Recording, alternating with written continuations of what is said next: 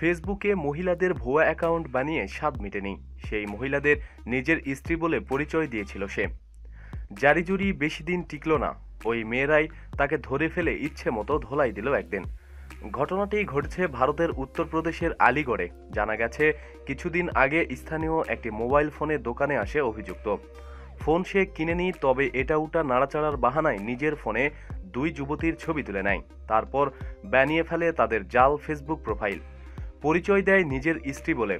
কোনোভাবে জানাজানি হয়ে যায় গোটা ঘটনা। ওই মেয়েদের মাধ্যমে মোবাইল ফোনের দোকানদার অভিযুক্তকে দোকানে ডাকেন। মেয়েদের ডাক পেয়ে মহা আনন্দে দোকানে আসে সে। তারপরই আটকে ফেলে শুরু হয় আড়ং ধলাই। অভিযুক্ত যুবককে পুলিশের হাতেও তুলে দেওয়া হয়। তবে তার আত্মীয়দের অভিযোগে কোনো অভিযোগ দায়ের না করেই শুধু সাবধান করে ছেড়ে দেওয়া হয় তাকে। প্রতিদিন সব খবরাখবরের জন্য সাথেই থাকুন এবং সাবস্ক্রাইব করুন। ধন্যবাদ।